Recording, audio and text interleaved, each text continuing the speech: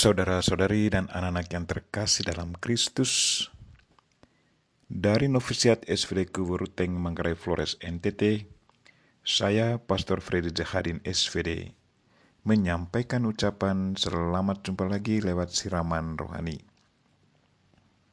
Hari ini Senin 9 Januari 2023. Kita merayakan pesta pembaptisan Tuhan. Injil hari ini diambil dari Matius bab 3 ayat 13 sampai 17. Kita diingatkan bahwa kita adalah anak-anak yang dikasihi Tuhan. Marilah kita berdoa memohon penerangan Roh Kudus. Dalam nama Bapa dan Putra dan Roh Kudus. Amin. Tuhan dan Allah kami, puji dan syukur kami haturkan kepadamu karena Engkau sudah menjadikan kami anak-anak-Mu yang sangat Engkau kasihi.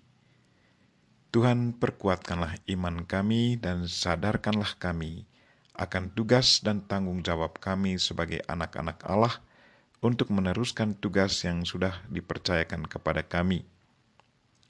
Tuhan, utuslah Roh Kudus-Mu, terangilah pikiran dan hati kami, agar sabda-Mu yang akan kami dengar dapat kami pahami dengan baik, dan isi pesan-Mu dapat kami hayati dan amalkan dalam hidup harian kami.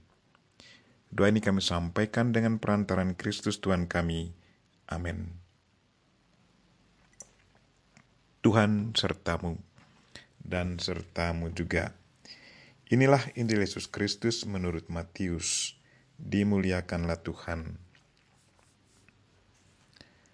Ketika Yohanes membaptis di sungai Yordan, datanglah Yesus dari Galilea ke sana untuk dibaptis olehnya. Tetapi Yohanes mencoba mencegah dia, katanya, "Akulah yang perlu dibaptis olehmu, namun malah engkau yang datang kepadaku." Lalu Yesus menjawab kepadanya, "Biarlah hal itu terjadi sekarang, kan demikianlah sepatutnya kita menggenapkan seluruh kehendak Allah." Yohanes pun menurutinya. Sesudah dibaptis, Yesus segera keluar dari air, dan pada waktu itu juga langit terbuka. Ia melihat Roh Allah seperti burung merpati turun ke atasnya. Lalu terdengarlah suara dari surga yang mengatakan, "Inilah putraku yang terkasih, kepadanyalah aku berkenan." Demikianlah sabda Tuhan. Terpujilah Kristus. Saudara-saudari dan anak-anak yang terkasih dalam Kristus, tema renungan kita hari ini ialah kita adalah anak-anak yang dikasihi Tuhan. Injil hari ini mengingatkan kita akan pembaptisan Tuhan kita Yesus Kristus dan pembaptisan kita sendiri. Dalam peristiwa pembaptisan Tuhan, ada beberapa hal yang menarik yang harus kita renungkan dan amalkan dalam hidup harian kita. Yang pertama, kerendahan hati. Yesus Kristus adalah Tuhan, tetapi Dia sungguh rendah hati menyerahkan diri kepada Yohanes untuk dibaptis. Sewaktu Dia mendekati Yohanes dan meminta untuk dibaptis, Yohanes sungguh merasa tersinggung. Yohanes protes dan berkata kepada Yesus, "Akulah yang perlu dibaptis olehmu, namun malah engkau yang datang kepadaku." Yohanes sesungguhnya tidak layak untuk membaptis Yesus Kristus. Dia percaya bahwa Yesus adalah Mesias. Tetapi Yesus meneguhkan Yohanes dan berkata kepadanya, "Biarlah hal ini terjadi sekarang, karena demikianlah sepatutnya kita menggenapkan seluruh kehendak Allah."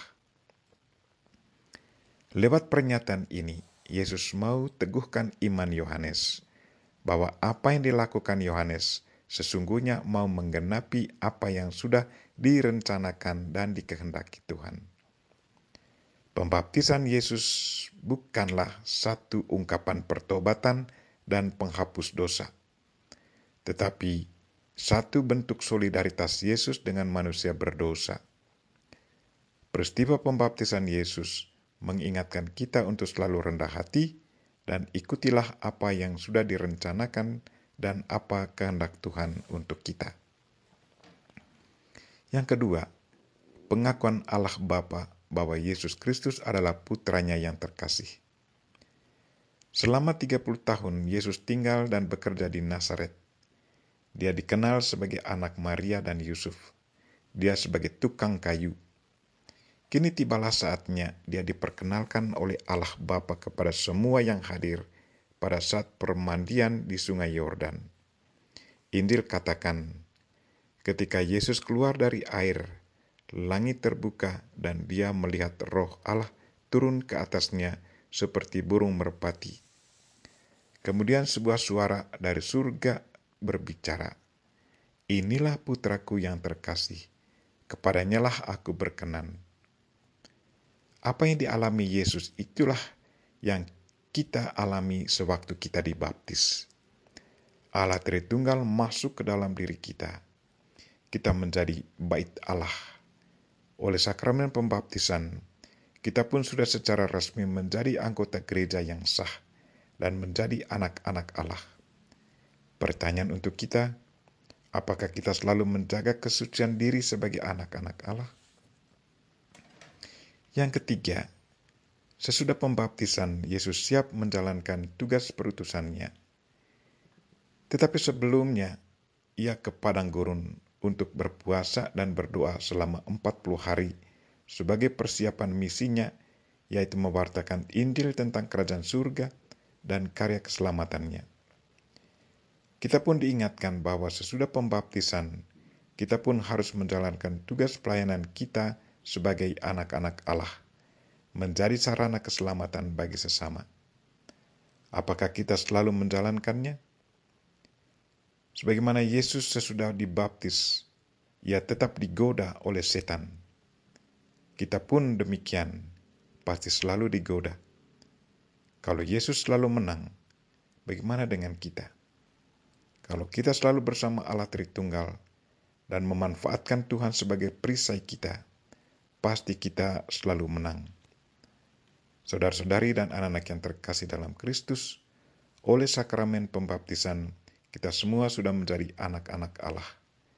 Jagalah kesucian diri kita, jagalah bait suci diri kita, agar Allah Tritunggal yang bersemayam dalam bait suci diri kita selalu merasa bahagia dan kita pun tetap aman dan selamat.